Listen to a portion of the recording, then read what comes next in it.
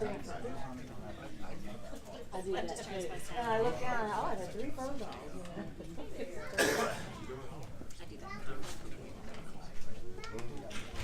But that's better than having one go off in a meeting. Yeah, yeah.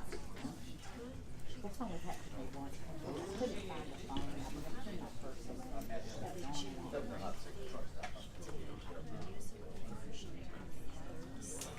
Oh, I remember letters.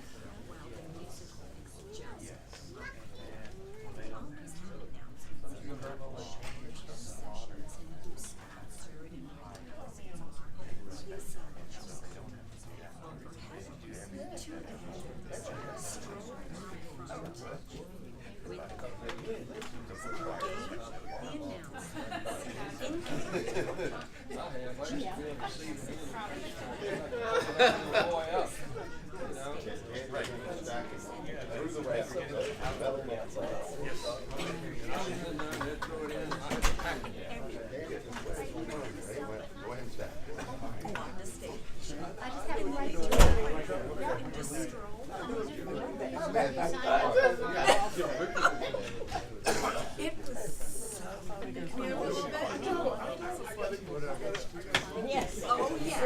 Yes, indeed. It was hysterical. That was such a good show. No, sir. No, sir. I'm sorry.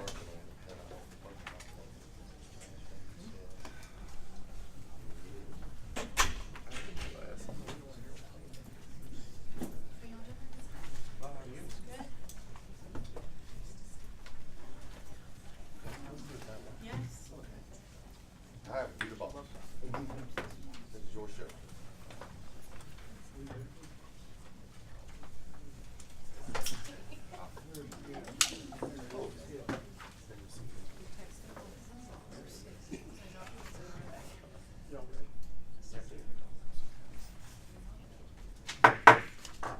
Okay, Policy Subcommittee. Let's see, the first we got is Senator Reeves, looks like Senate Bill 470.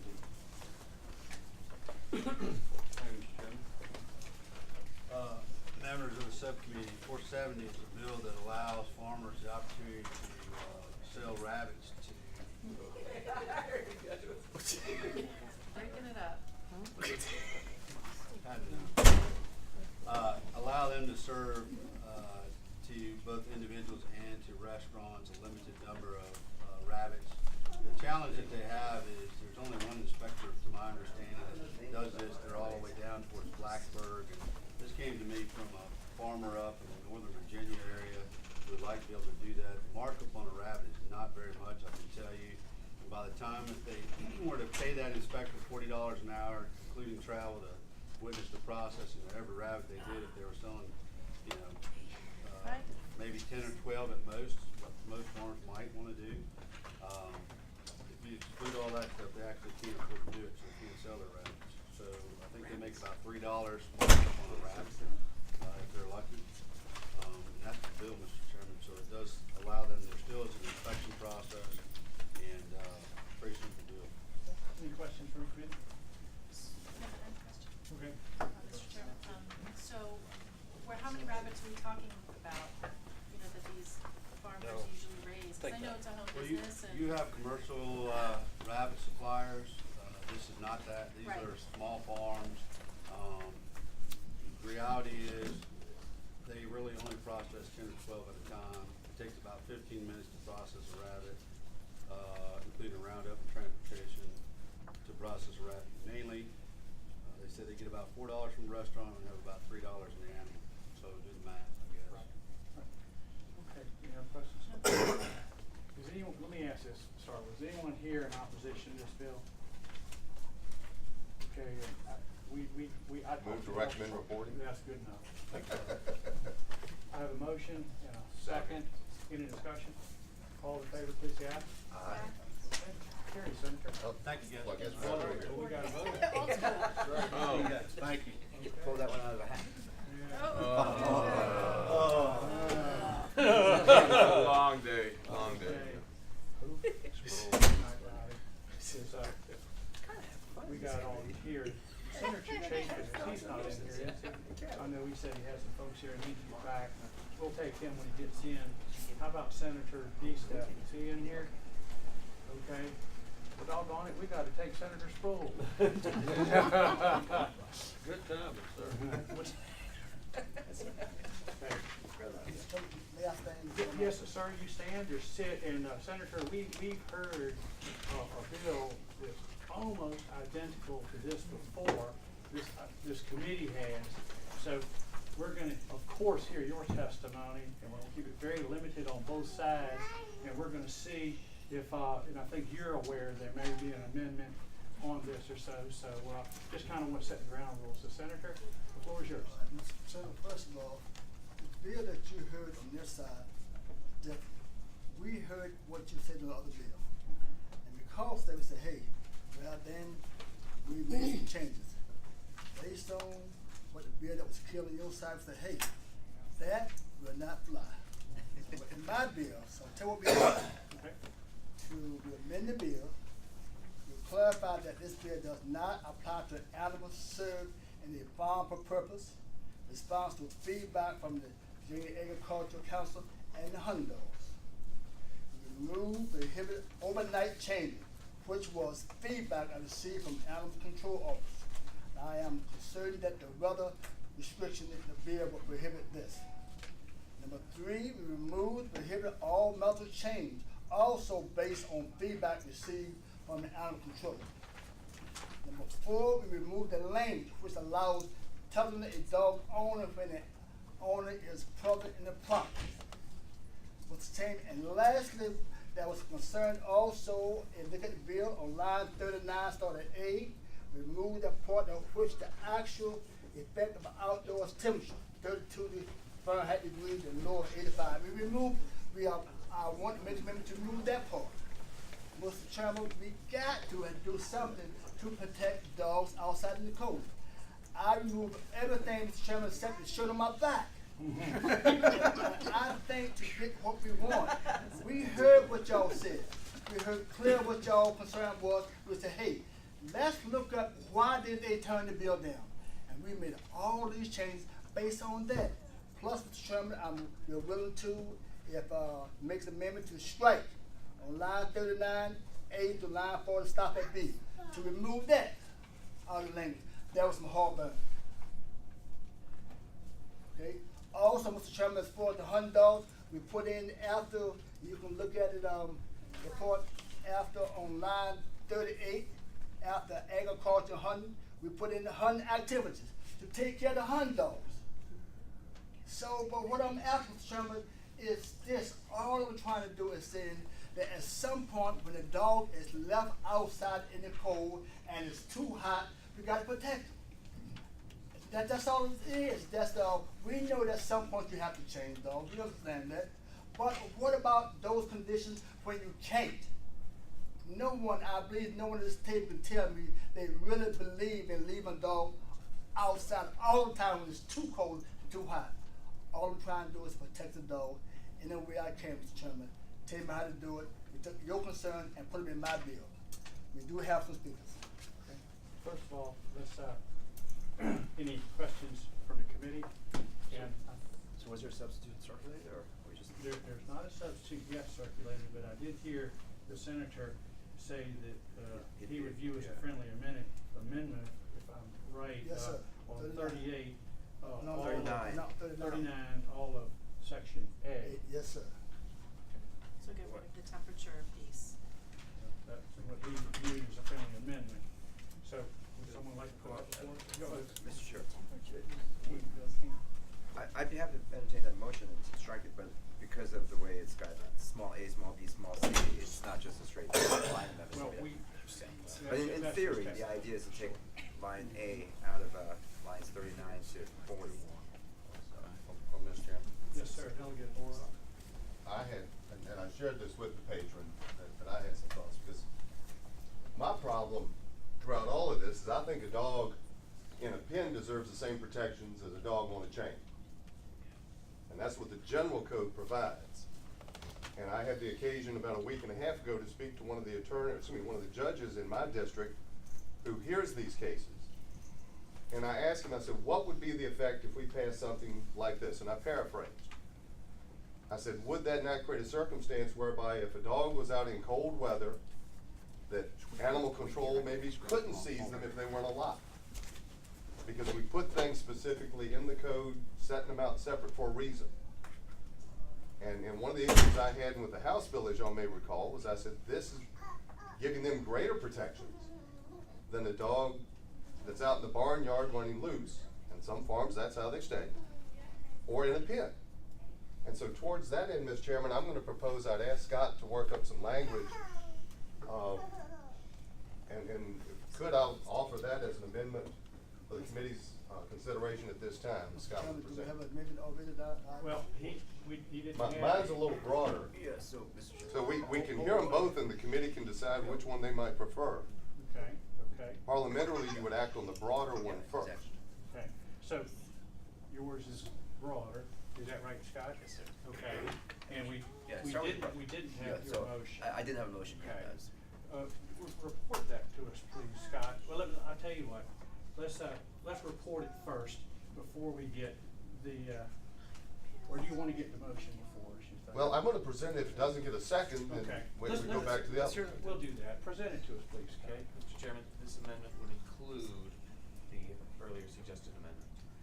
And we'll soon see why. This is for Senate Bill 872 on line 30. At the end of the line, insert exposure to extreme weather conditions, comma.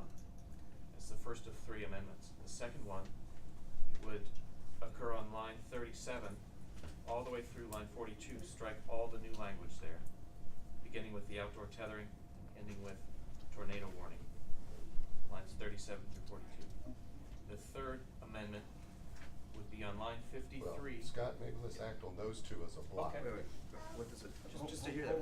Hold on a second. Okay, would you like for him to repeat that for you? Because this No, I is think the section on it's- adequate shelter. Yeah. Okay. That's fine. And then, Do you have any questions on what that is so far? no, sir, Mr. Chairman, I just wanted to hear what the full extent is and then go back to the details. That's fine. If you would rather hear the whole thing in context? Yeah, I like, Okay. yeah, That's I think fine. everybody would like to just hear the totality of Delegate Orok's Okay. presentation, and then we can decide whether that makes sense versus going piece by piece. Okay. Mr. Chairman? Yes, sir. On that, I'm not saying, but could we, on the part he proposed, before you approve that, could at least let, those who are for it to at least speak, against or for his amendment, because we approve it, then what good if we can speak for or against it? Well, what we're gonna do is we're gonna get and hear this in totality. Yes, sir. Then we're gonna decide with the committee if we wanna get this before us or not. And then if we get this before us, then we're gonna hear from everybody. Yes, sir. Yes, sir. Okay. Mr. Chairman, the third of the 3 suggested line amendments is a short one. It would go on line 53, near the end of the line, where it says, does not weigh more than 1/10 of the animal's body weight. And it would strike that phrase, does not weigh more than 1/10 of the animal's body weight. So, And Delegate I would Orok, would move you that- like? I'll move that amendment and get a second and discuss it. Okay.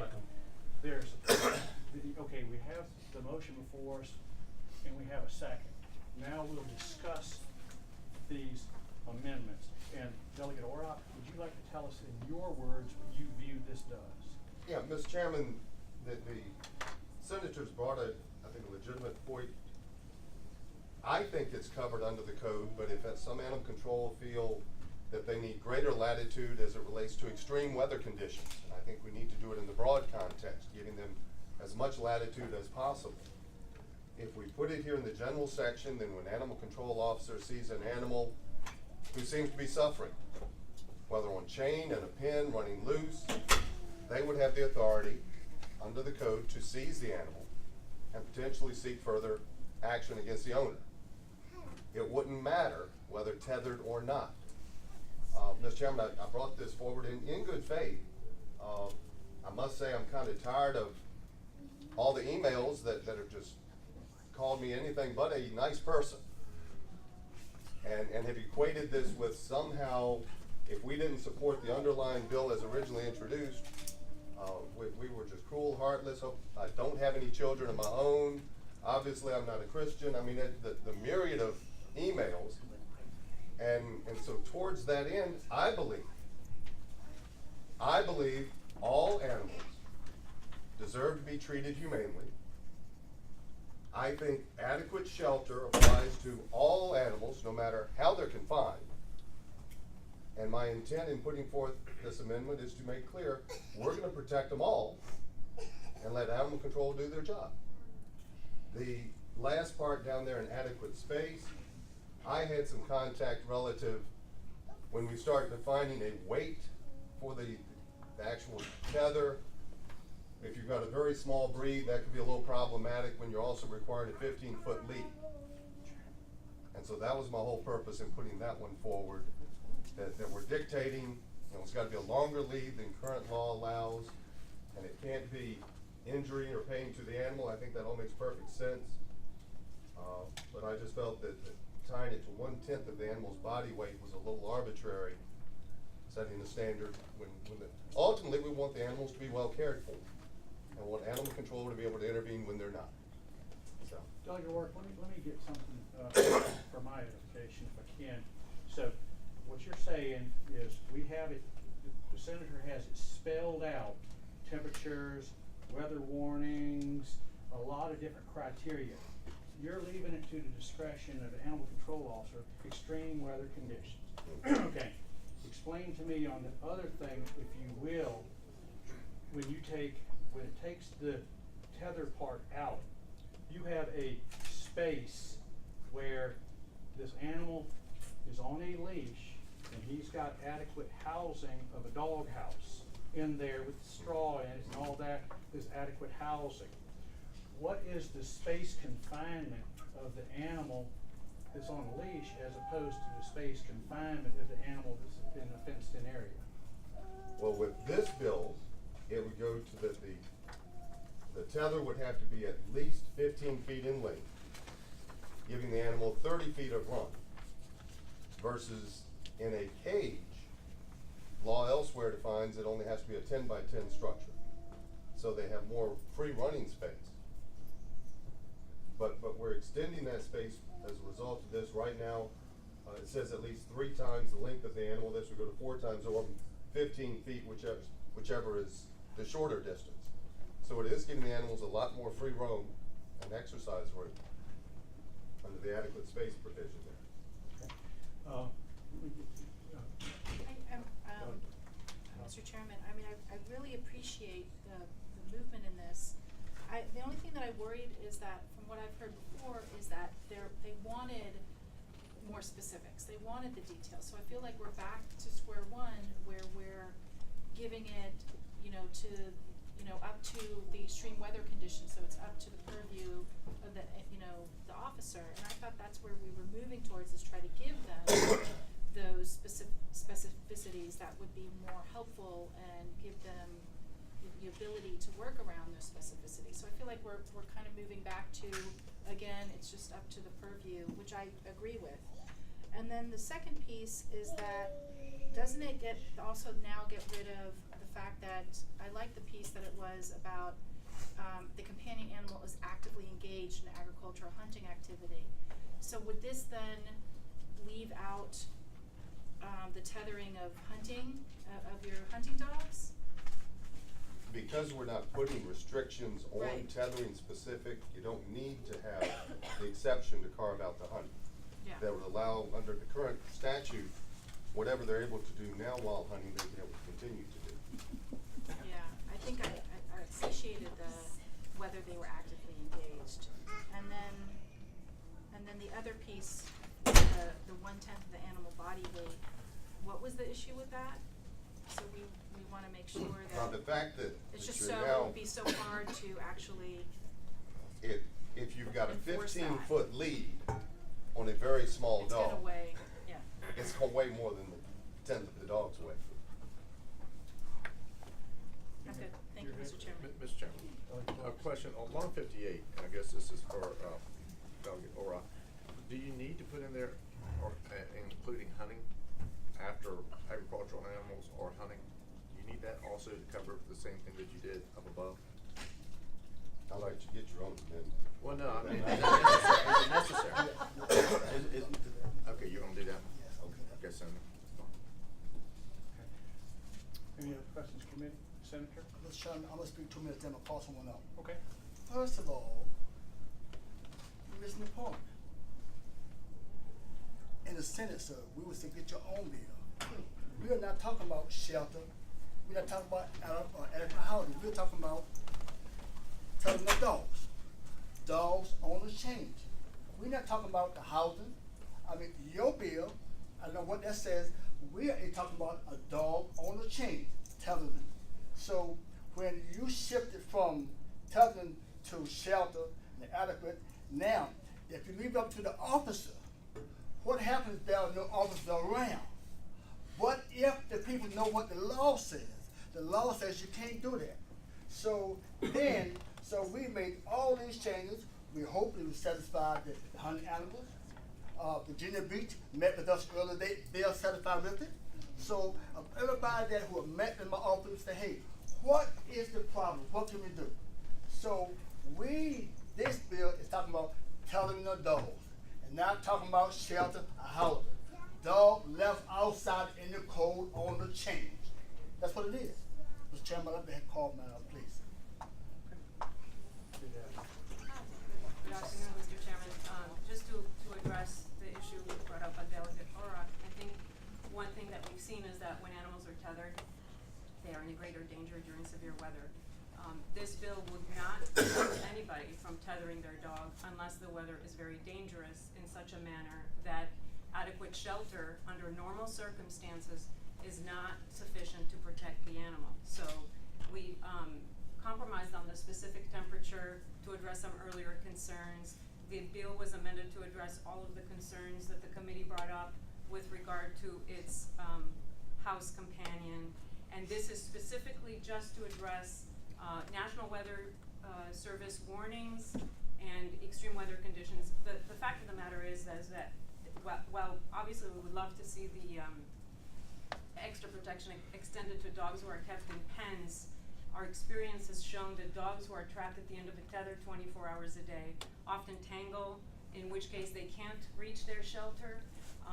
When they are kept in a fenced-in area, and I'm not aware that there is a minimum size for a pen statewide, but I could be wrong about that. But when they are, at least in the kennel, they are able to move about freely to either get into a shelter, especially if there is another dog, there's body heat, that they keep each other less cold and so on. But the tethering is the major issue that we've seen. I think you all know that a dog perished in Lynchburg earlier this year during the bad weather. That dog was tethered and it had a doghouse, but the doghouse was without a floor, which is not up to code. But in any case, the dog, froze to death. So that's part of the issue, is that adding a few words to the definition of adequate shelter, which already specifies weather, really isn't going to provide extra protection to animals. It's certainly not going to provide extra protection to dogs untethered or in pens. Most certainly, if an amendment were to say that dogs shouldn't be outside during certain weather conditions, that would protect all the dogs. But we can't. What we're doing with considering an amendment like this is essentially depriving all dogs of extra protection versus giving some the protection that they need, and they are in the most need just by virtue of being tethered. I hope that makes sense. Mr. Chairman, I'm gonna wrap it up. What'd you say, Senator? Do we have anybody that's got time for somebody else? We do. What we're gonna do is we're gonna see about getting this amendment Can before. I say one thing? Can you do Yes, that? sir. I forgot to mention what he was saying on line 58, when it's the agriculture animals. Also, it's the same thing that we put on line, what is it? Line 38. Line 38. Or hunting. Or hunting activity. I better put that there. So what the options that we have before us is we have Delegate Auroch. You have heard his proposal about extreme weather conditions and strike in here these between roughly line 38 and roughly line 42, and then striking the body weight. Or what is going to happen probably in lieu of that is the other option is Senator Sproul says if that doesn't carry, he's gonna offer to strike subsection A, and he's gonna add on 58 an additional agricultural animals, hunting animals. So that's the options to the committee. There's a motion and a second to adopt the amendments to Delegate Orrock. I don't mind if you want to sever these amendments, if you know what I'm saying. Sure. On the severability of them. We can sever them, or we can do them, you know, in a block. So, does. Well, Mr. Chair, speaking to the motion, and I may make a severance motion after I convince myself as I speak. But I think the issue isn't so much whether we prefer Delegate Orrock's approach or whether we prefer the existing language. I think the issue is which of the two languages actually solve the problem that we're trying to solve, which is the tethering of animals. And I'd certainly agree and understand where Chairman Orrock's coming from on this. With some hesitation, I ended up supporting your bill on the floor after we went back and forth on it, because that language allowed for localities that wanted to keep the tethering law to keep it as long as it was done before this July, and also because of May, and also, even though I started off by opposing the delegate's original bill, I ended up supporting it because I thought that was a reasonable place that we ended up.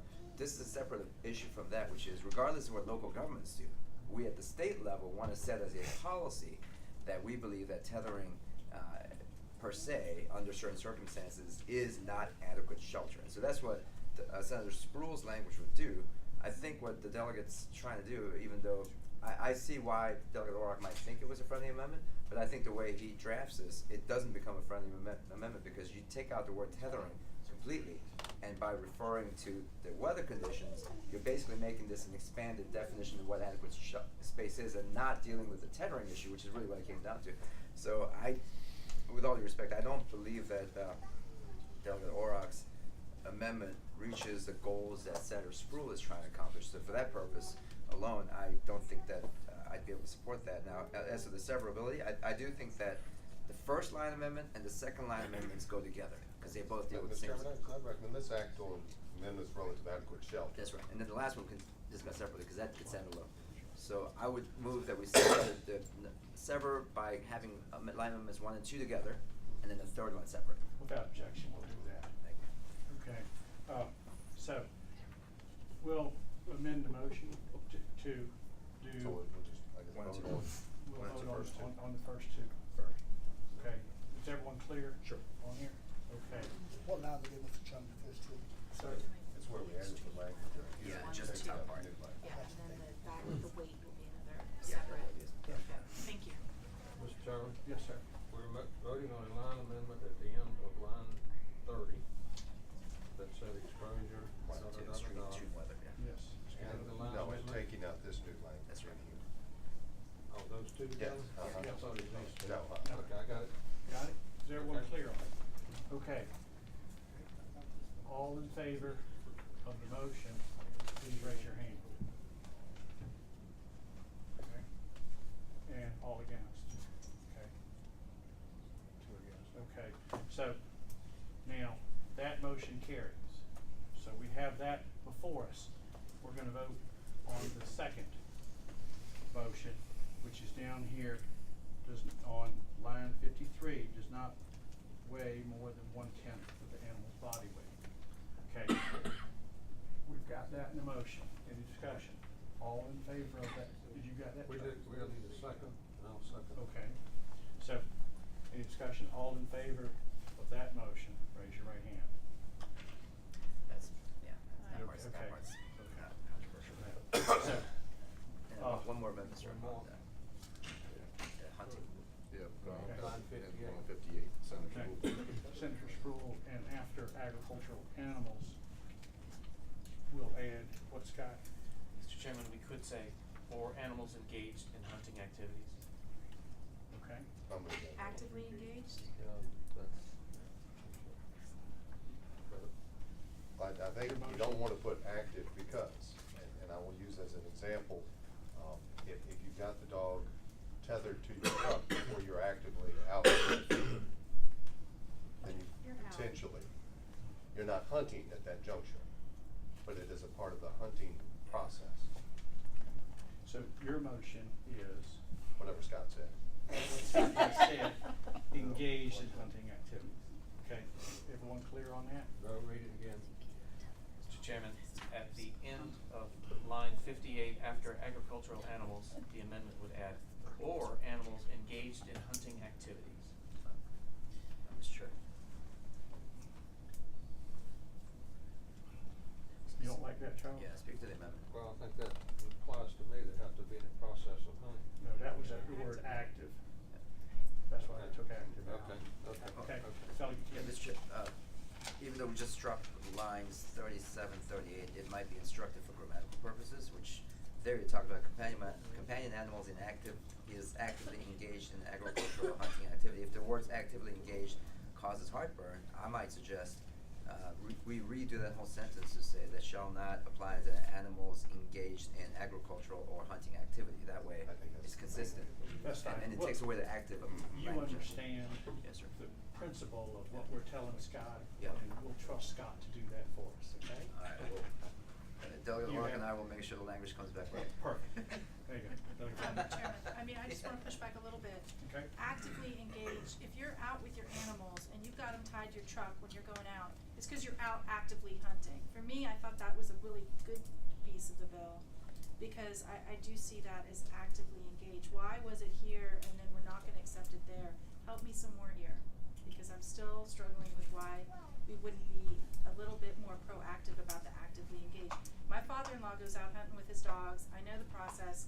If he's taking them out and he puts them in their truck and they're gonna go out hunting, that's active, that's part of the process. I think that emphasizes, and I feel like if we don't put the actively engaged, It was there before and then signed up, so. Mr. Chair. I mean, Hold on, explain Frank. it, so I'm happy with it. Delegate O'Rourke? Well, Senator Sproul, folks had agreed to your language, they're actively engaged in hunting or agricultural activity, right? You just work it out, Mr. Chairman, I believe. No, but we're talking about putting it in down here. That is, if this. Put that same phrase down here. If that has to five, yes, sir. Yeah, so I think she You're makes okay a with good that point, then? yeah. Because I think it's if somebody comes across and you've got your dogs out, you're about to go, people know you're actively engaged. I think if it Right. just sticks to hunting activities, you could say, I got these hunting dogs, Right. and we're gonna be hunting soon, and I think it's just too, if we're trying to go for this, I think we need to have actively. You got to amend your Mr. Chair. motion. Sure. I think I Okay. made the last motion, Thank you. so. Yeah. Why don't I amend the last motion, which is line 57 to 58, strike the language that was inserted by Delegate Senator Sproul and replace it with the provisions of this definition that relate to tethering shall not apply to animals actively engaged in an agricultural hunting activity. Now, having said that, though, I want to clarify, let's not make any mistakes here. Now that we've struck lines 37 to 42, the only language that talks about tethering is the existing code language in section Right. 43, line 43, where it's talking about adequate space. Yeah. So, the legislature give us, legislature take us away. So we're, in some ways, it's a Pyrrhic victory. Okay. I'll just say that. It's what? You're gonna, okay, so you. I'll I made the amendment, motion, yeah. and that's the second. Does everyone understand? Actively engaged? All in favor of that motion, please say aye. Aye. Except this one. Because we Scott, lost you it, got that? now Yes, I'm sir. trying. Okay. Now, I just like to. this is the bill that is amended as before us, Senator. Now, what we're gonna do on this so far, unless someone here has another amendment that carries, is we're voting, we're discussing, and then we're gonna vote yea or nay on the amended language. Yes, sir. May I say something? Yes, sir. Now, I want someone to explain to me, the lawyer, what you mean by exposure to extreme weather conditions. Then already in the bill, look at line 30. Animal from injury, rain, sleet, snow, hail, direct sun, a burst of heat and cold. Is that the same thing? So I'm trying to figure out how can you put that in there to expose to extreme weather condition? Well, that's already there. You put it in there twice. And yet you still have to the thing about telling them no. It's already there. Help me out, lawyer. I got my degree from Law and Order. Help me out. What he is talking about, sir, is already there. Mr. Chairman? Talk to me, to me. Yes, sir. One could agree that extreme weather conditions certainly would include extreme rain and so on, sleet, snow, hail, but I'm sure you could think of some extreme weather conditions such as a tornado with high winds and falling tree branches that could harm an animal but would not be included in the simple list of rain, sleet, snow, hail. And Mr. Chairman, if I may, to explain the words I chose. Right now, they have to be experiencing adverse effects. I purposefully chose the word exposure because to me that moves things to a earlier intervention where the animal now isn't showing chills. But obviously they're in a posture whereby the snow is blowing in the house. I don't care how much bedding you have in the house. The animal is being exposed to an extreme weather event. The drift is up over the house. The house is a great house, but they're now actually going to be exposed to it. And so my intent, Senator, is to actually make it easier for animal control to be able to seize an animal when they see an animal that they feel is being exposed to the elements and not have to wait to where the dog is shivering, the dog is obviously suffering. So to me, that's the distinction. We are making it a little stronger. Mr. Chairman, could you tell me the last part about tethering the dogs? I didn't get that last part that he was talking about. Can you report that? Sure, Mr. Chairman. On line 58, we would essentially strike agricultural animals and then insert the phrase, animals actively engaged in an agricultural or hunting activity. I thought since the delegate said something about tethering the dogs, I don't see that in there. Mr. Chairman, the first part of that line, or the new language begins, the provisions of this definition that relate to tethering shall not apply to animals actively engaged in an agricultural hunting activity. Last question, Mr. Chairman, I'm done. Then if we have a line 58 and tethering the dog, what has been changed, then why would you need that in there after after the change that the delegate has made and made it about shelter? So you're going from tethering to shelter, then why you got tethering there? You don't tether it all out. Under adequate space. Yeah, just the Mr. Chairman, tethering is That's my in point. the current law, It doesn't do it. so it will be reflected in this new change regarding agricultural and hunting animals. And it's also being amended with the lengthening of the allowable tether and the weight. You want to tell me the line number, like not line 46? Yes, sir. Okay. Thank you, Mr. Chairman. Okay, thank you. Okay, we've heard this pretty much in detail. We'll take a couple people from either side on this. Senator, if you'd like to pick. Yeah, and Mr. Chairman, please, somebody, please. Mr. Chairman, members of the committee, Bob and Fives from the city of Virginia Beach. I want to apologize to the chairman and the senator for I sent a letter earlier today opposing this. We've now been convinced that this won't affect our very effective tethering ordinance. Our ordinance basically says after an hour in extreme weather, the animal has to be moved inside. So this, we understand, will be grandfathered. So thank you very much. Mr. Gray. Mr. Chairman, Matt Gray with the Humane Society. Thanks for the opportunity to speak. We're so grateful to Senator Spruill for all the work that he's done on this bill and making a lot of amendments to it. We're unfortunately opposed to the amended bill. I would view it as a bit of a rollback, in fact. There isn't an existing exemption for agricultural or hunting animals in the adequate space definition. So that's something that we're now establishing without providing additional protections for animals as we sought them with the tethering language that we had sought to include in code. And so overall, taking the whole thing, I think it's a bit of a rollback, unfortunately, and for that reason, we're opposed to the bill. Mr. Chairman. Delegate. Mr. Chairman, that's not my, this is my time, though, right? Oh, yeah. If you just went ahead and struck line 57 and 58, that actually applies to it, then that would alleviate creating a new class of dog. Yeah. Is that correct? Yeah. Yeah, I would make that a motion if that's amenable to you. I would second that because the only reason why we have the language is because of the original language. So I'd rather take us back to where we were. Yeah. Okay, any discussion? Ready?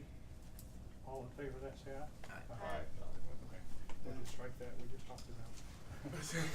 You understand? I was trying to make it a little, I know. Ms. Adams? but I'm doing my best. I also want to thank Senator Spruill for bringing forth this bill and being such a good sport about the many amendments which have occurred to it. My name is Deborah Griggs and I'm president of the Virginia Federation of Humane Societies. As you know, House Bill 646 brought the protections which many of us believed were needed for Virginia's tethered animals. Senate Bill 872 has been neutralized in a huge way in its form brought here. But it's something we could live with. And now what's been done to this bill is basically neutralize it completely. It does not do for animals what was intended to start with, and we oppose the amendment. Thank you. Mr. Chairman. Delegate Orr. Ms. Griggs, why do tethered animals require a different standard I think for you've already adequate heard. space? No, I think you've already heard people say that. The reality is, and one of the animal control officers spoke to that in 646, a dog in a pen, by its very nature, has the ability to move about.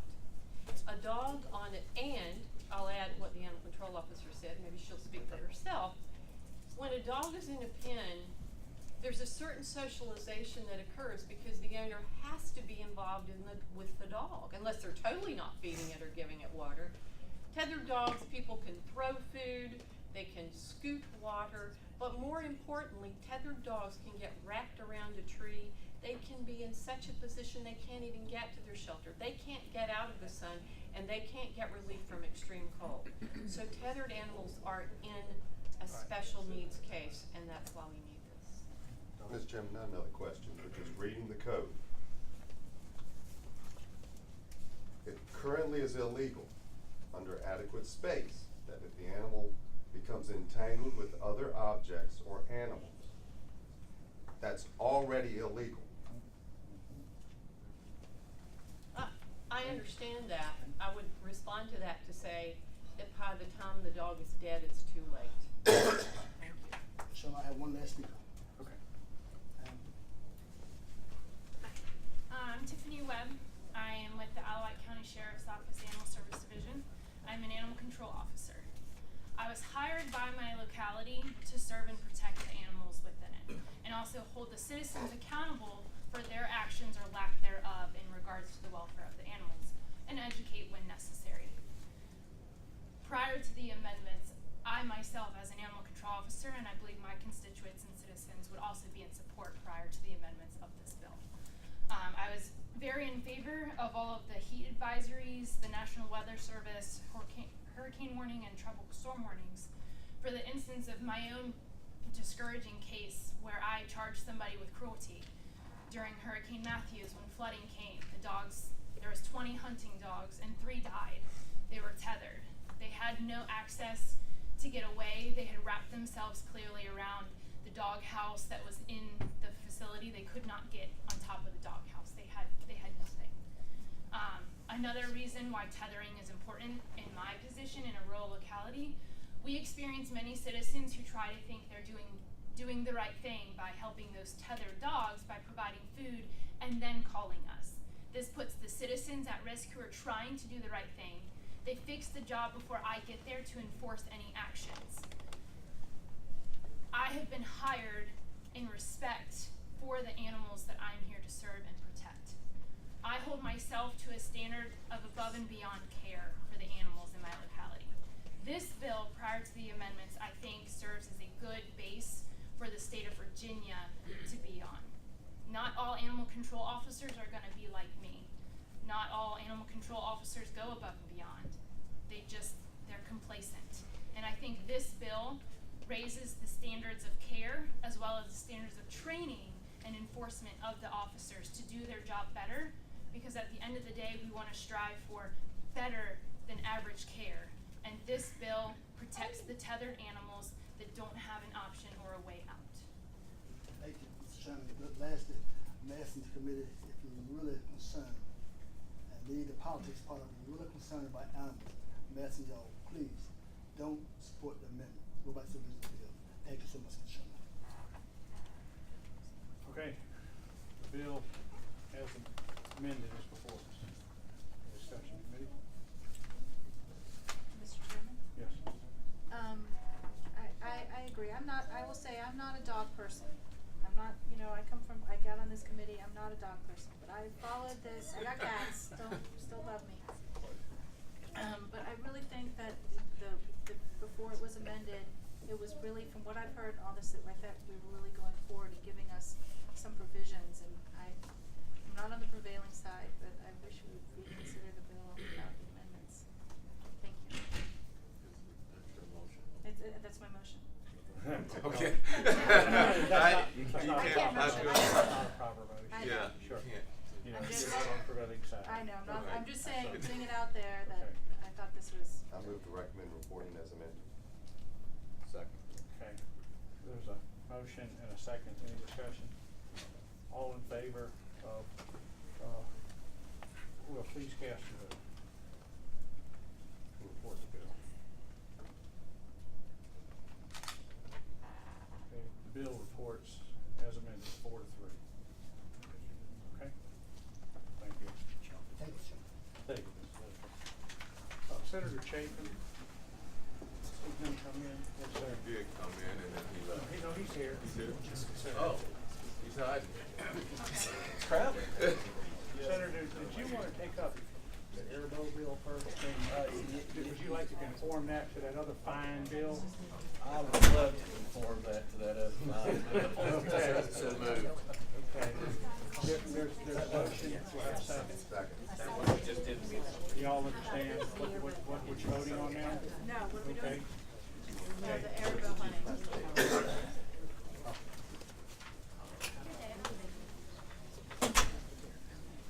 Okay, you understand, Delegate Key, on that, what we're gonna do? Now we're going from dogs to cows?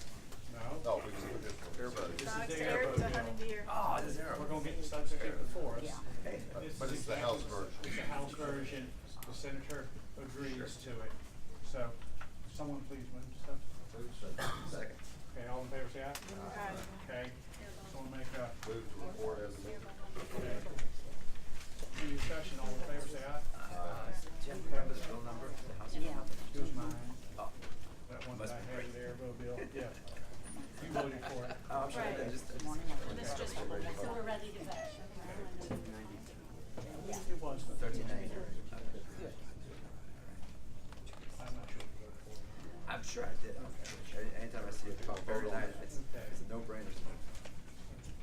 Please cast your vote. Do you need a second? Charles is ready. Is he coming back?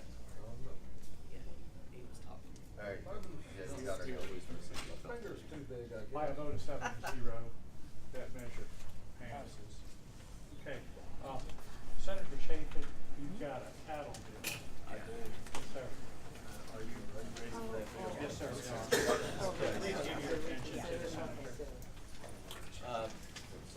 Substitute. There is a substitute, yes. Okay, Move substitute. Second. okay. Is everyone comfortable with, there's a motion and a second to substitute? All in favor say aye. Aye. Okay, substitute for us. Thank you, Mr. Chairman. The Virginia Cattle Assessment is a 1983 referendum approved, producer funded and managed state level promotion for marketing, research, and education benefiting cattle and cattle products. And so the Virginia Cattle Assessment was codified back in '83.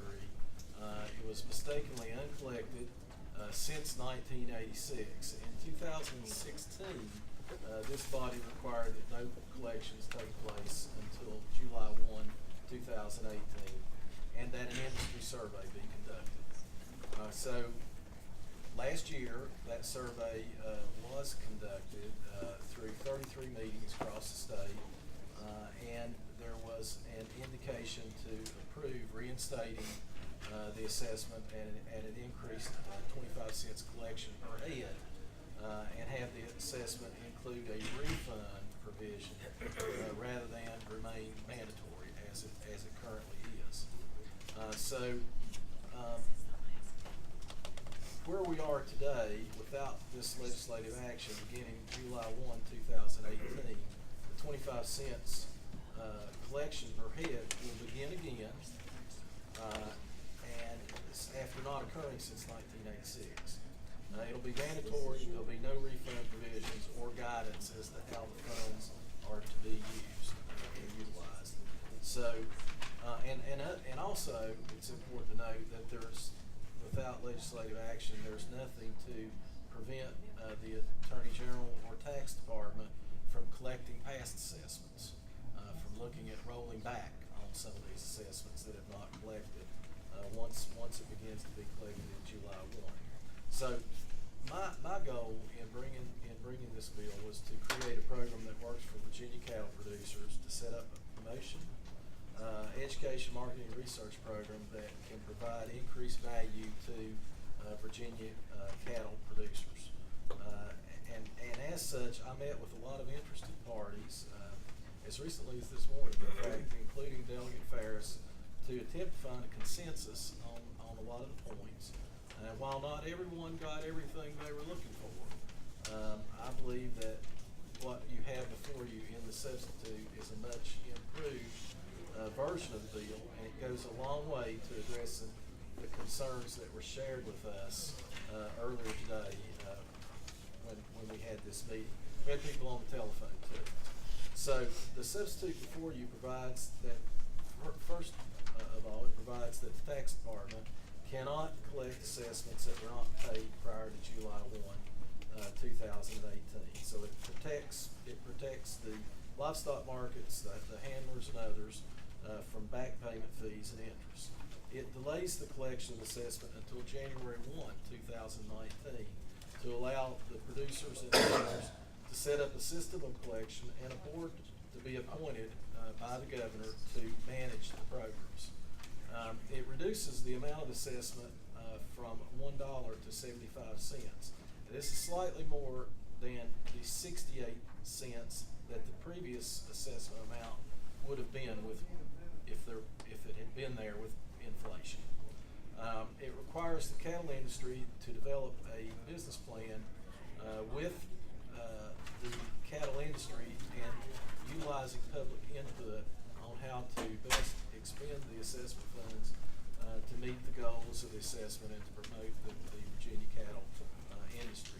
It clarifies and simplifies the duties of the board to be consistent with other commodity assessment provisions while allowing for market development, education, publicity, research, and promotion of sale and use of cattle in Virginia. At the request of the dairy industry,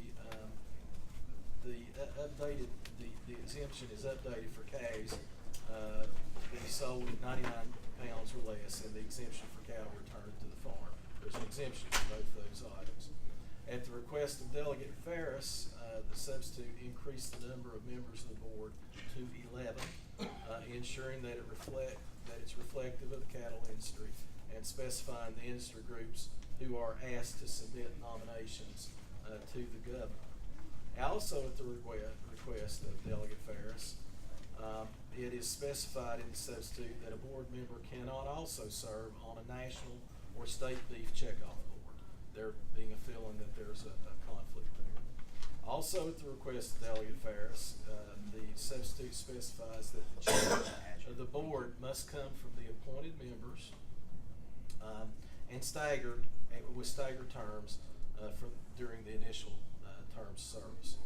Also, two other requests that Delegate Ferris had was to give additional time up to 90 days for a producer to request a refund, and added a 90-day period for the refunds to be returned to the producer. And finally, at the request of Delegate Ferris, there's a specification that in order to get a refund, the producer must present a documented receipt with their request of a refund. So again, my goal is to with this legislation is to ensure that Virginia producers have the adequate resources to promote and market beef cattle. As you know, many of you know, I am a beef cattle producer. I have a cow-calf operation in Russell County, and it's critical. It's critical to the stability, in my opinion, of the cattle industry that there be adequate So that's what the substitute does. Senator, we noticed down here that there's 19, and what these are typically self-assessments. You know, I was in the Yes. hog business 42 years and I played pork check off. So they're self-assessments.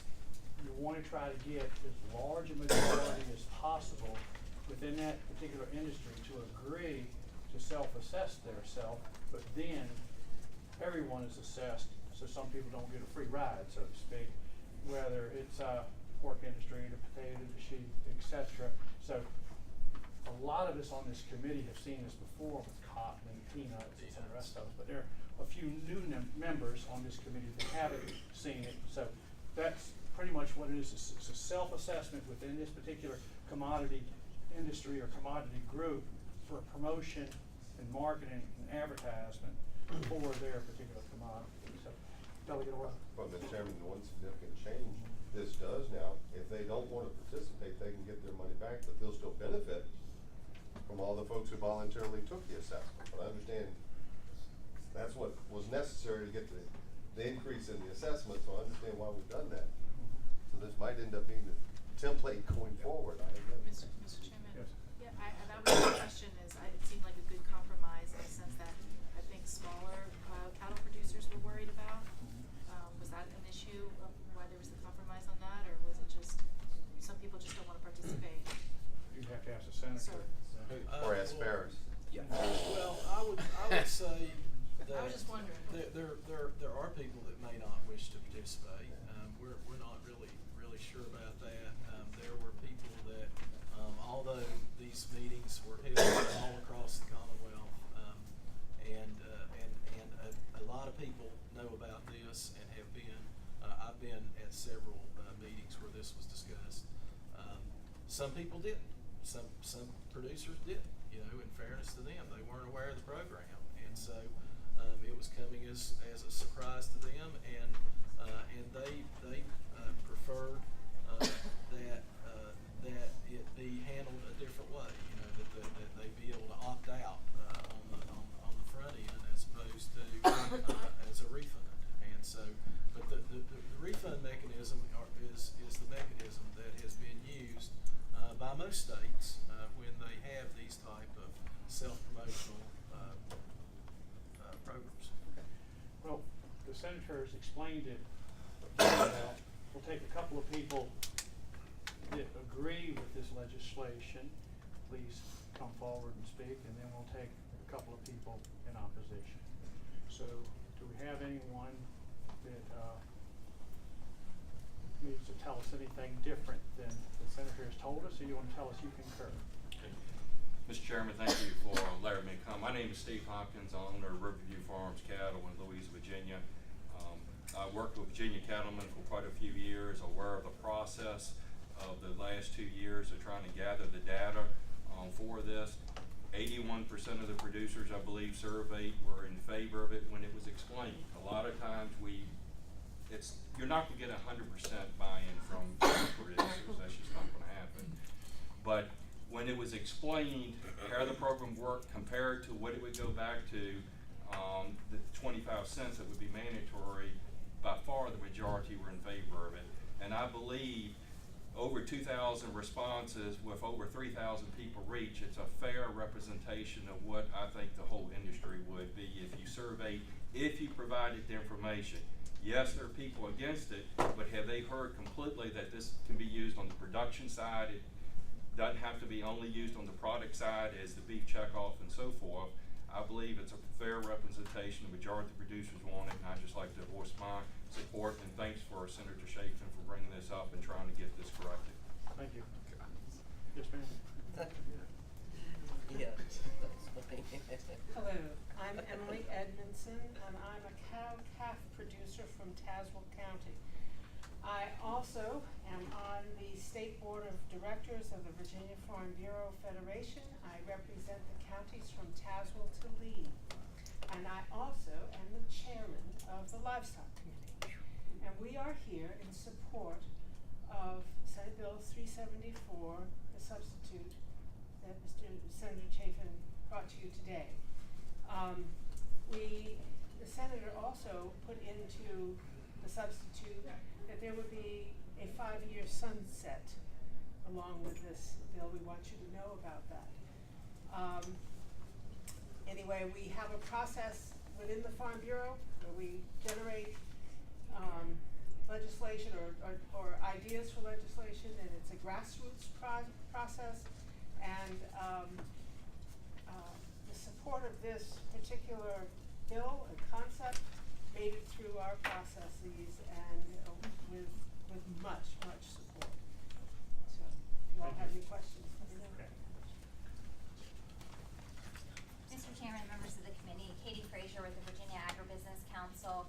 You've heard Senator Chapin went through a pretty comprehensive list of a lot of the changes that have been made in this substitute to continue to address questions and concerns that have come up, including the sunset that was put in that's similar to some other recent commodity legislation that y'all have looked at, including the peanut checkoff. You'll remember you get to see that once every 3 to 5 years as well.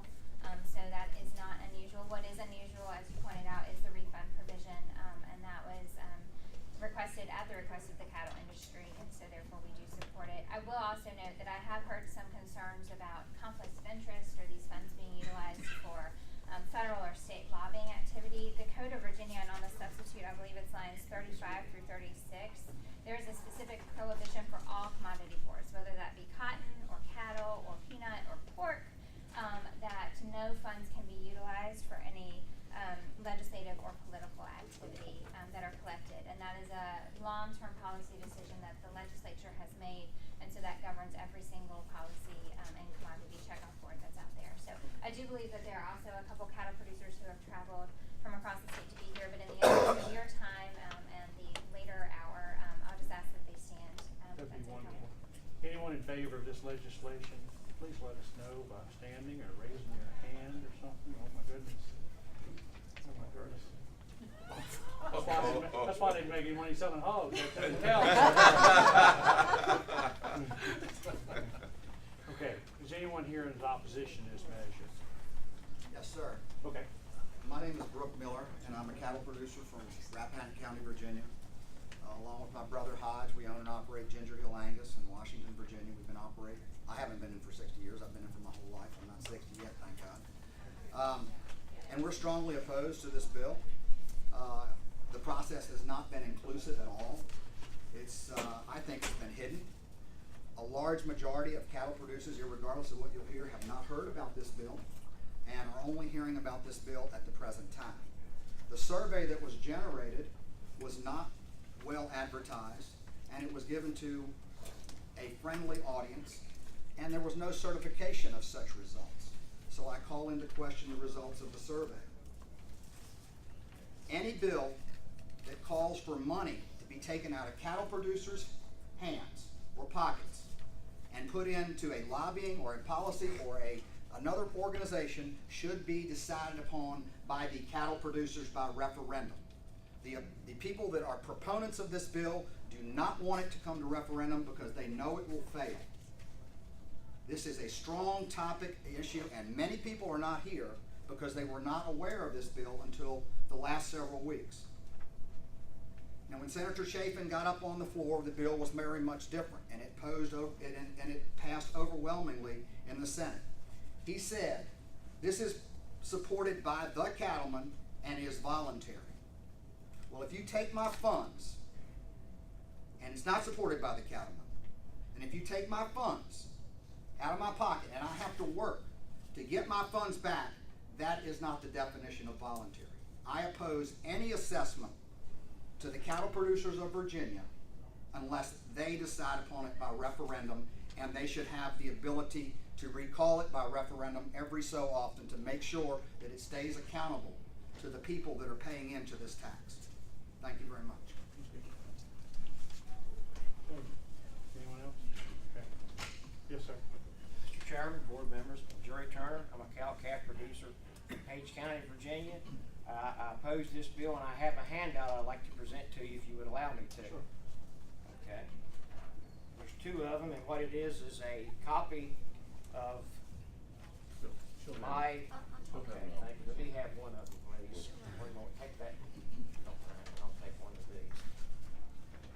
What this is a copy of the receipt from the sale of some calves that I sold at Front Row back in the spring of last year and then again this fall. And I will wait till you get your copy before I proceed, if that's okay. And I've highlighted the areas that I'm going to be talking about.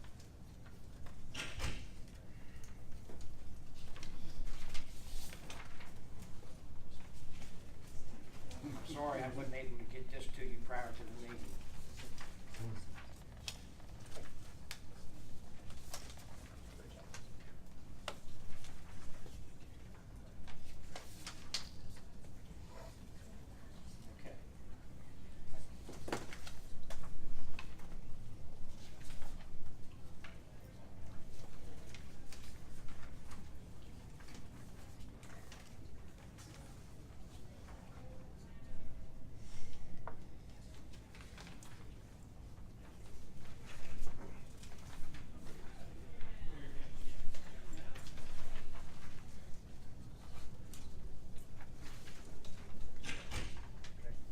Alright, there's two papers. One of them has a total of 44 calves sold, and the other one is 42. They're basically the same, so let's look at the 44, so we're looking at the same figures.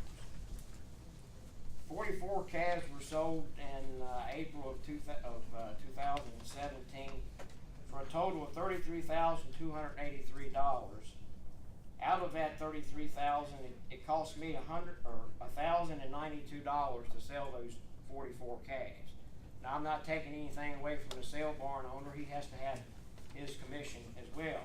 But I would like to draw your attention down at the bottom of the lines where I have highlighted the beef promotion was $44. That's the national checkoff. That's $1 per head. And then you move over to VCA, that's the Virginia Cattlemen's Association, $88. They take $2 a head. And then if you'll drop down to the grading, that's where the state graders come in. And they charge $1.25 a head to grade these calves before they can be sold at a state graded sale. And so as you can see, I think between the federal and the state, they're receiving enough money now that they don't need any more to promote the cattle or the beef industry. And these are real figures, and it affects us as real people who depend on our money made from selling calves to make a living off of. Thank you. Thank you. Okay, one last one. Yes, sir. Yes, sir. Mr. Chairman, committee members, I appreciate the opportunity to be here today. Thinking over what has been said and sitting in on a conference call for multiple hours yesterday and sitting in this morning with Senator Chapin, there's one thing that I think that we all have a common thread, and we all do want it to be better. And I have been astonished with the number of people, particularly from the northern part of the state, that have been caught, to use one of their terms, blindsided by this. And you know, the opportunity is there if you're in the right place at the right time. However, the survey that was circulated was not broadly in some pretty heavy traffic areas. I've been quite surprised. I talked with a producer in Augusta County Friday, a producer in Shenandoah County yesterday, a stockyard manager in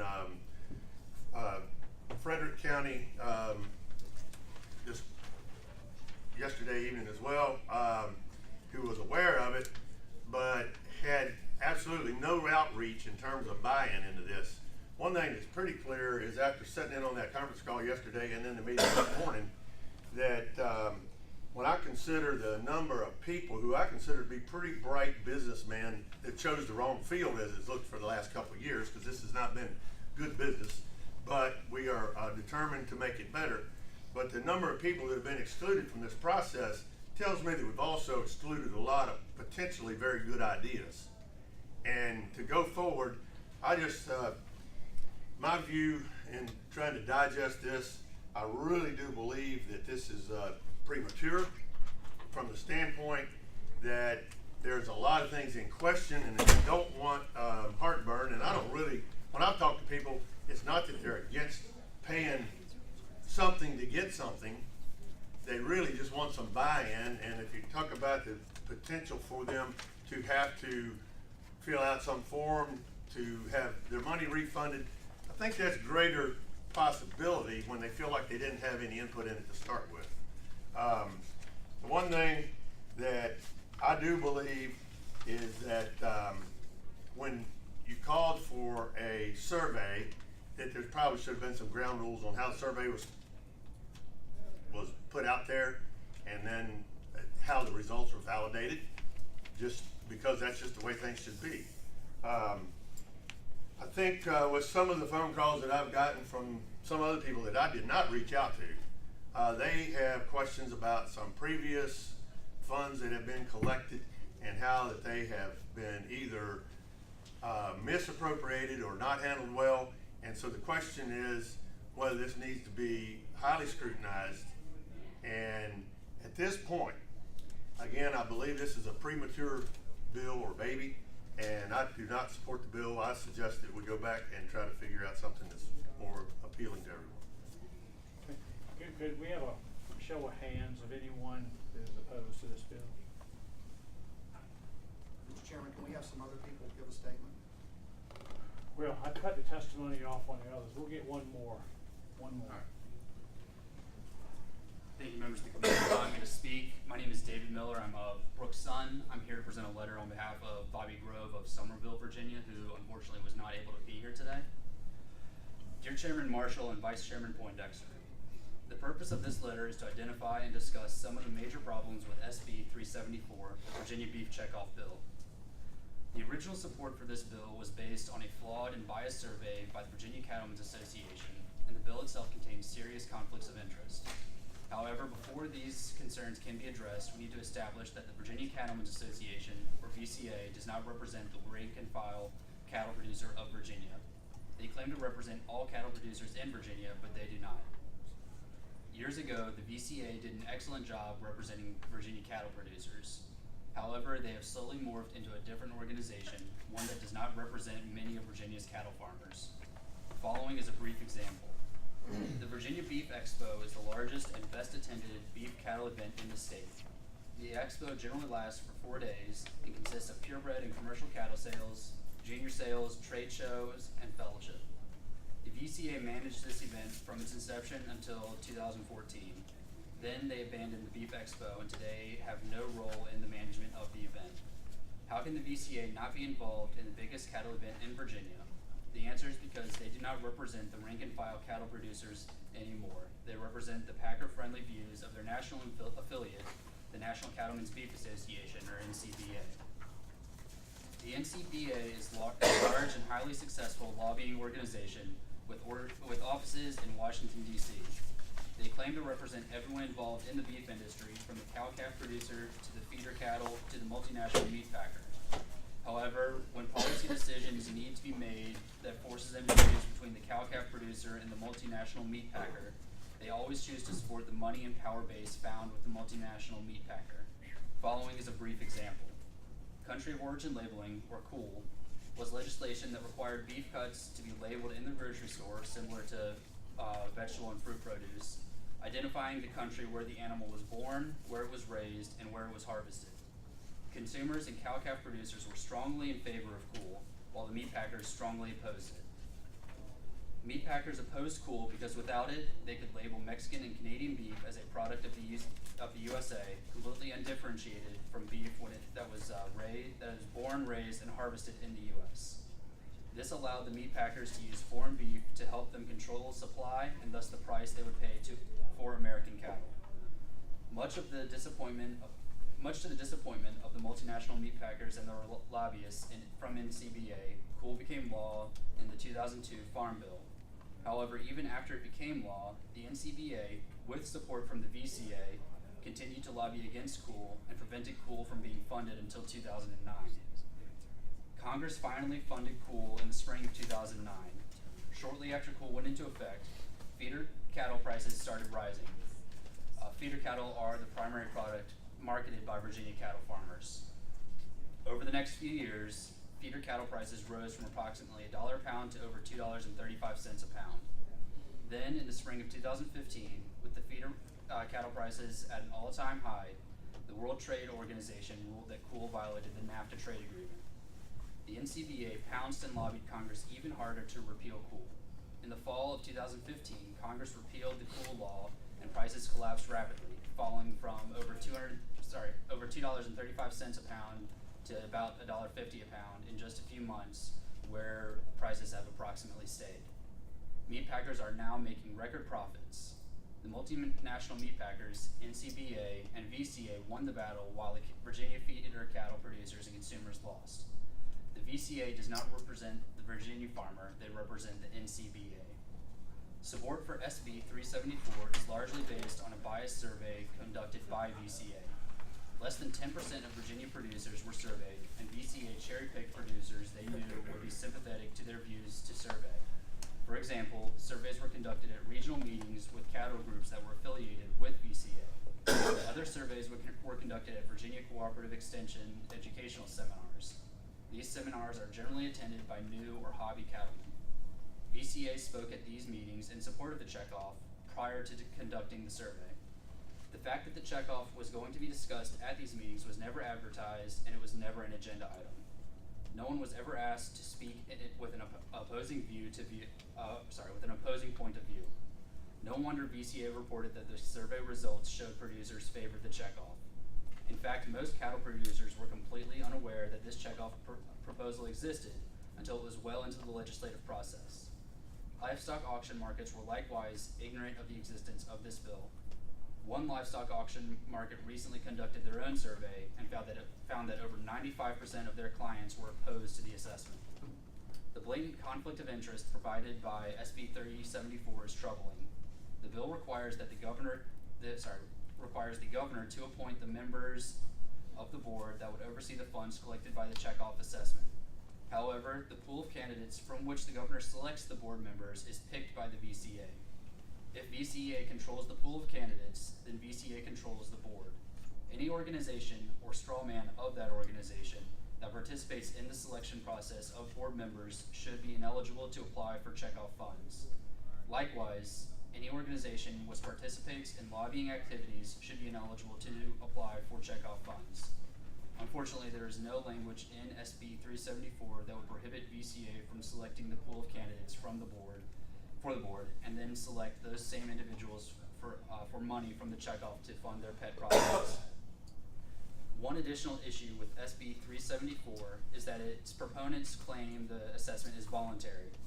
It is not, because collection of the assessment is mandatory. As written, the bill is an onerous waste of time and money whenever a farmer would choose not to participate in the checkoff.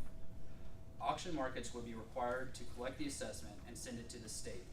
Then farmers would have to file paperwork and request a refund, and then the state would send the refund back to the farmer. If the intention of the legislation were to be truly voluntary, then farmers would have the option to opt in or opt out at the point of the sale.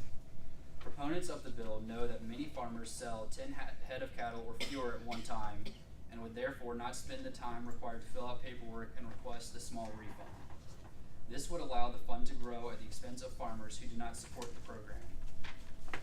Virginia cattle producers are not necessarily against the Virginia beef checkoff, but we are solidly against SB 374. Please consider revisiting this issue in another year with an inclusive process. Start with a clean slate. Have auction markets mail a flyer to all Virginia cattle producers announcing times and places for regional checkoff discussions. Let stakeholders have input in creating the legislation. Then, please follow up with a referendum that allows all stakeholders the opportunity to vote. After all, it has been 35 years since the last referendum, and a lot has changed in the past 35 years. In closing, we urge you to vote against SB 374. As stakeholders, Virginia cattlemen believe that we have the right to participate in legislation that affects our livelihood. SB 374 has caught the majority of Virginia cattle producers completely by surprise. SB 374 is a bill being pushed by an organization that does not represent the rank-and-file cattle producer in Virginia. It was based on a flawed and biased survey, and it contains significant opportunity for conflicts of interest. No wonder the trust in the current process has been completely lost. Please vote against SB 374. Thank you. Thank you. Okay, we're going to close the public comment on this. Senator, you get the final word. Thank you, Mr. Chairman. So, just so that you know, the language is here in the and the substitute. The money will all be spent in the Commonwealth of Virginia. It's for the promotion and marketing of Virginia cattle. We're not talking about a national checkoff here. That's something entirely separate. And there are different differences of opinion. And we reached out to parties. We had a meeting. We sat down. We tried to satisfy as many concerns as we could satisfy, but we've not been able to satisfy all the concerns of all the parties. I myself attended a Cattlemen's Association meeting. It was and for producers that was in Russell County, and there were about 800 people there. Lunch was served. It was widely attended, and this was talked about, and everybody is wanting. I think that everybody shares a vision and a passion to improve the cattle industry, because the cattle industry is very important to Virginia. I said earlier in a meeting that in the district that Delegate Moorfield and I live in the 9th Congressional District, it produces the 4th largest amount of cattle east of the Mississippi. So cattle is very important to us, and we're passionate about building upon the resources that we have and building and strengthening that market, and that's what we believe this bill does. Okay, committee, any questions of the patron? Mr. Chairman, the way I'm reading this is there's already an assessment now for 25 cents, but it has not been collected. It's not been collected since 1986. But the way without this, you could actually go back. Well, Mr. Chairman, it would start being collected. The legislation passed 2 years ago that would begin the collection of it July 1 of this year. So that money will be collected. It's just that there's not currently a board with the mission in place. And another important thing that I think answers Delegate Bloxham or goes toward Delegate Bloxham's question. Once the board is organized according to this substitute, money won't be spent for promoting or marketing Virginia cattle until a strategic plan, a business plan, has been developed with the input of the public, with the input of all the stakeholders.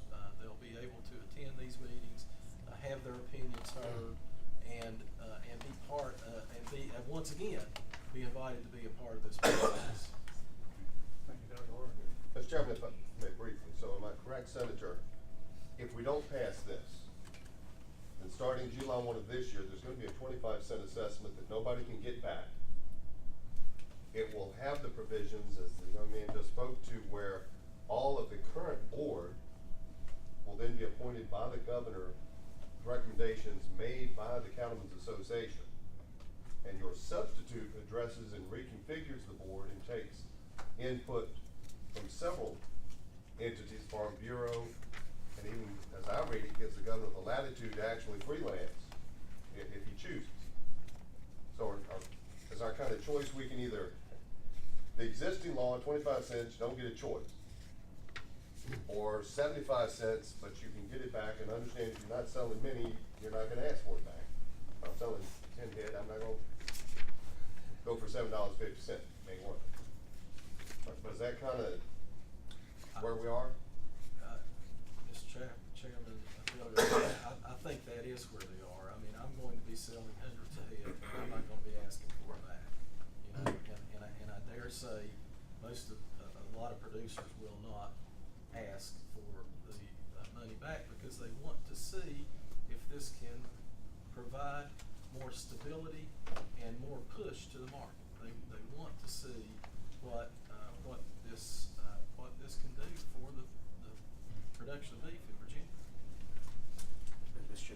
Okay, point next year. Oh, okay. Mr. Chairman, I'm just talking among the committee here, but I've been on this committee, the subcommittee, I think 11 years now, and I think I've voted for every checkoff bill we've had.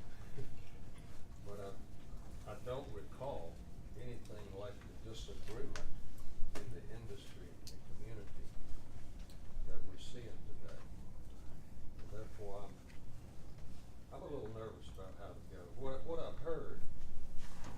real concerned about the survey, or whatever you want to call it. It's not clear to me that the producers, enough of them at least, were surveyed. On the other hand, maybe they didn't take advantage of it. And the other thing is the mandatory part. I've heard a lot about, well, you have to pay it and then you can get your money back. I've had a lot of calls on opt-in instead of get your money back by filling in more paperwork. But those two things concern me about the bill. I know we need to do something, but those two things, in an industry that's not together, we strive for agreement in this committee and what we do down here, and this is not together yet. It's an observation. Yeah, just speaking briefly to the bill. Briefly. Yeah, thank you. Thank you. I want to address the concern that the points Dexter raised, and I heard from all of you who have the concerns, and I agree with you as far as the process of how this bill got to where it is and then the changes that have been made. It might not have been ideal. I mean, there certainly hasn't been as robust of an outreach maybe, but here's the reality. There are plenty of bills that we deal with every single day here in the General Assembly where one person might have come up with the idea, never been vetted by anybody else, comes to the floor, by the time 100 members of the House votes on it, by the time 40 members of the Senate votes on it, it becomes a bill that all of us have embraced and rejected. So to the extent that democracy is not perfect, it may not have been perfect in the grassroots when you all were meeting, maybe some of you are excluded, I get that. But by the time it comes here and we've heard your voice, we're going to vote now on the policy that's in front of us, not on the process that got to here. So we have to vote on the language that's in front of us, and based on what Senator Chafin has done, and the stakeholders who were part of the conversation and those who weren't part of the conversation who have been able to express, I think for us, the choice is, as Delegate Orrock pointed out, we have a very clear choice, which is status quo, which isn't working that well, or making at least an effort to try to change the status quo in a way that will possibly help the industry and help our Commonwealth. And if it doesn't work for whatever reason, 5 years from now, when it sunsets, we'll have a chance to revisit this again. So I think this is a good opportunity for us to move forward and try to see if it works, and if it doesn't work, we'll stay in touch and make sure that we're hearing from all of you so that we can come back and revisit this. So I'd be supporting this bill. Okay, I'll entertain a motion. Report, as amended, the substitute. Okay, there's a motion and a second. Any discussion within the committee?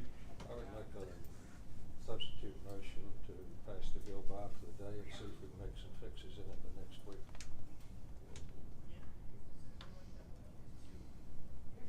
Second. Okay, there's a motion. Substitute motion will be the precedent motion. Anyone that wants to pass by for the day, please raise your right hand so I can count. Okay, that motion fails for lack of a majority. Okay, we're back to the original motion. The bill, please vote on the electronic board to report the bill as substituted.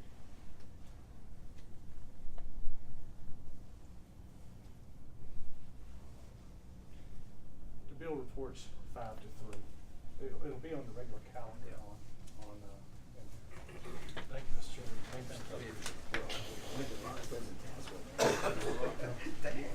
Senator Private Mars. There you go. I don't think he saw it.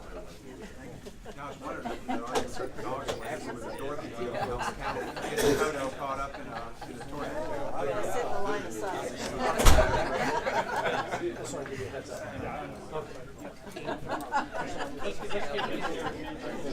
We're hanging here so we can cheer you on. Thank you, Mr. Chairman, members of the committee. We have here Senate Bill 854, and here's the problem, and then we'll go through the solution, which is the bill. We have about 2,300 nursery stock dealers and 230 nurserymen in the Commonwealth. Now, a nurseryman is somebody who plants this stuff and either sells it themselves directly or sells it to nursery stock dealers, which is everything from the big nursery in your district to the Lowe's who sell plants. And here's the problem VDAX is having, is that with these 20-some-hundred people, and they pay less than $100, I can go into all the details, for a license every year, and they're supposed to pay it by December 31st, and they haven't been. And which gives really two options. options or 3 options for VDACs. One, they spend till August trying to get the money out of these folks. And the money's necessary because it helps offset the cost of their inspections so that we're not selling plants that are infested with bugs, that we're not selling plants that are infested with disease, that they're getting into, into the stores and what have you. So it's a critical function. And so they can, at this point in time, their choices are to do a stop to the business and saying, you haven't paid up, you're now unlicensed and you have to stop, or it's Class 1 misdemeanor that they have the choice. So what they wanted to do was to add a late fee, and what the industry requested that we've got in the bill here is a grace period. From December 31st, when you haven't paid your bill till the end of the month of January, you have a grace period where you can pay, and after that there's a fine of $15, I believe, for the nursery stock dealers, and a $50 penalty for the nurserymen to if they haven't done this. So what we're trying to do here is do 2 things. We're trying to keep VDACs from having to go to all this trouble, and it's hundreds of these guys that don't pay. 100 of these folks don't pay, and so if we can get them to pay, it saves VDACs time and the trouble, and it avoids having to resort to shutting down their businesses or creating a Class 1 misdemeanor, which nobody wants. But that's the existing law, and those are the existing options. And the industry themselves requested the 30-day grace period, which was granted in the bill, because it was going to be just some fines for late payment. And nobody wants to collect those either. They just want folks to be licensed so that we know who's licensed, so that they can be inspected, because if they don't pay up, we don't know that they're licensed, and they're going to maybe they're selling things illegally, and we're going to miss the inspections for bugs and disease. And so this is a compromise that's been worked out. I have Larry Nichols here from VDACs to speak and answer any questions, but I'll take your questions first. Any questions from the committee? Okay, let me ask this. Just for me, is anyone here that opposes this bill, that wish to speak in opposition to this bill? Move to report. Second. Okay. Any discussion? Please cast your vote.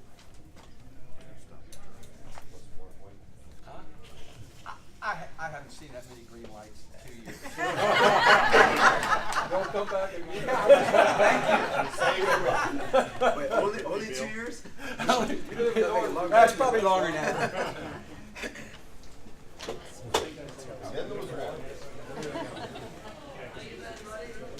Please give your attention to Senator Scott. Sorry, guys. Senate Bill 571. So I can truly, it's up to the committee. If you guys want a detailed, long explanation, I can go into it.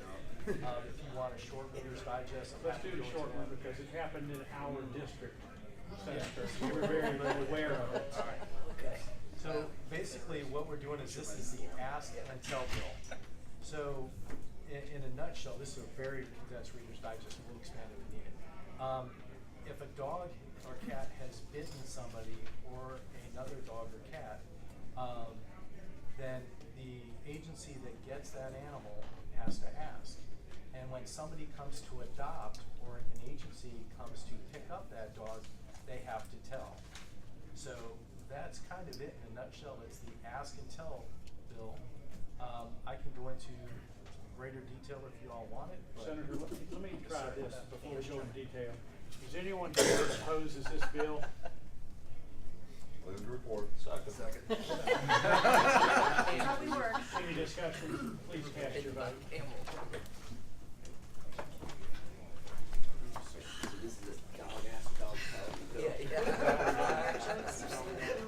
Mr. Chairman, members of the committee, thank you very much. Thank you. Okay. That was it. Committee shall rise. Sorry about that, Rob. I still got Okay. Very nice meeting you, sir. Just don't get in the way on this. I'm with the bee farm. Yeah.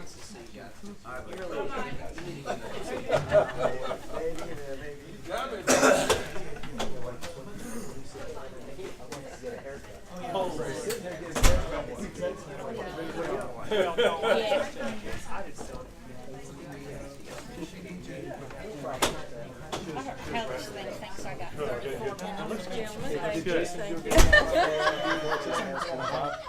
Hang it outside the car.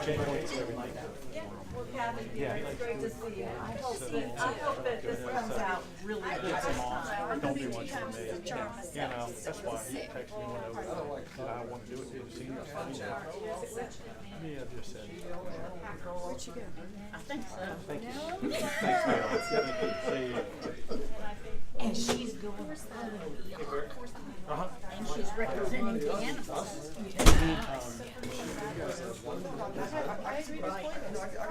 The question is that the owner. Yeah. She's young. I know. Okay, thank you. Thank you, Bill.